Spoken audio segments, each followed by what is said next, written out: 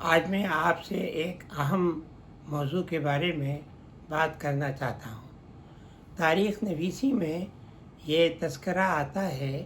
کہ تاریخ کو بنانے میں عظیم شخصیتوں کا حصہ ہوتا ہے، باقی لوگ محض ان کی تقلید کرتے ہیں، اور عوام کی اکثریت جو ہے وہ اس قابل نہیں ہوتی ہے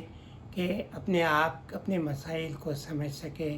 یا اپنے حالات کو بدل سکے۔ اس کا مطلب یہ ہوتا ہے کہ ہر سوسائٹی میں یعنی جو شخصیتوں پر یقین رکھتے ہیں، جب تک کوئی عظیم شخصیت نہ ہوگی، کوئی ہیرو نہیں ہوگا، سوسائٹی کے اندر کوئی تبدیلی جو ہے وہ نہیں آئے گی۔ نتیجہ اس کا یہ ہوتا ہے کہ عام لوگ جو ہیں وہ اس پہ بھروسہ کرتے ہیں اور خود سے تبدیل کرنے کی جو ان کی خواہش ہوتی ہے وہ ختم ہو جاتی ہے۔ بعض اوقات یہ ہے کہ یہ عظیم شخصیتیں جو لوگوں کے عقیدے کے مطابق تاریخ کو بدلتی ہیں پیدا ہی نہیں ہوتی، یا ان کی رہنمائی کے لیے آتی ہی نہیں ہیں، تو لوگ صدیوں انتظار کرتے ہیں کہ کوئی عظیم شخصیت آئے گی اور ان کے حالات کو بدلے گی، اور وہ خود بے حس اور مایوس اور نا امیدی کے عالم میں صدمات بھی برداشت کرتے ہیں اور اذیتیں بھی برداشت کرتے ہیں، چونکہ ان کے ذہن اس بات کے لیے تیار نہیں ہوتا کہ ان میں توانائی ہے، طاقت ہے، اور وہ اپنے حالات کو بدل سکتے ہیں۔ تو شخصیتوں پر جو اعتبار کرنا یا ہیرو ورشپ جو ہے وہ سوسائٹیز کو اندر سے کھوکھلا کر دیتی ہے، اور ان کی طاقت و توانائی، ان کی سوچ و فکر کو بھی ختم کر دیتی ہے۔ اور ہوتا یہ ہے بعض اوقات کہ جب کوئی شخصیت نہیں آتی تو خود سے بہت سے لوگ اپنے آپ کو ایک عظیم شخصیت بنا کر لوگوں کے سامنے پیش کرتے ہیں کہ ہم وہ ہیرو ہیں جس کا آپ کو انتظار تھا، اب ہم آ گئے ہیں، اب ہم حالات کو بدلیں گے اور آپ کی تقدیر کو بدلیں گے۔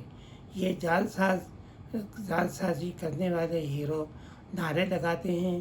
لوگوں کو بیوقوف بناتے ہیں اور اپنا اقتدار حاصل کرتے ہیں۔ اس واقعے کے اوپر بہت اچھا ٹالسٹائی نے اپنی کتاب وار اینڈ پیس میں یہ لکھا ہے کہ جس طریقے سے مویشیوں کا ایک گلہ ہوتا ہے اور چرواہا یہ کرتا ہے کہ ایک کسی جانور کے گلے میں گھنٹی باندھ دیتا ہے اور اس کو آگے کر دیتا ہے، اور جب وہ گھنٹی بجاتا ہوا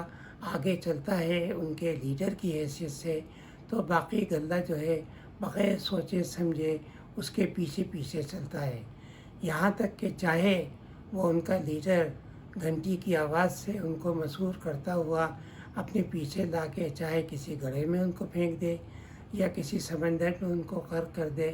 لوگ اس کی تقلید کرتے ہوئے اپنی جانیں جو ہیں وہ دے دیتے ہیں۔ تو یہی صورت جو ہے وہ ہیرو ورشپ کی ہوتی ہے کہ جب آپ کسی کو ہیرو بنا لیتے ہیں تو پھر آپ کی عقل، آپ کے احساسات یہ سب ختم ہو جاتے ہیں اور آپ اس کے پیچھے چل پڑتے ہیں،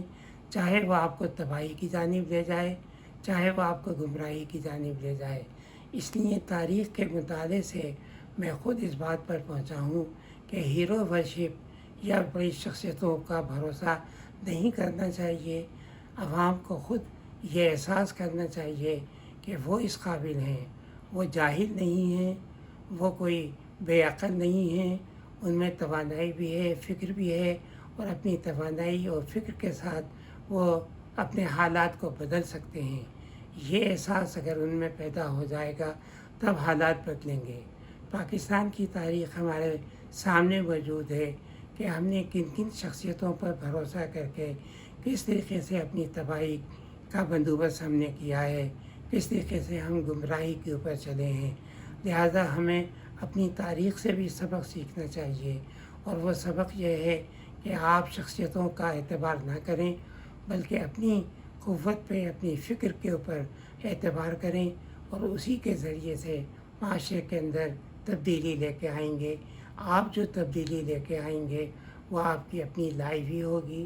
وہ آپ کے اپنے مفادات کے لیے ہوگی، اس لیے یہ تبدیلی دیر پا بھی ہوگی اور آپ کو ایک سہولت اور خوشحالی بھی دے گی۔ بہت شکریہ آپ کا۔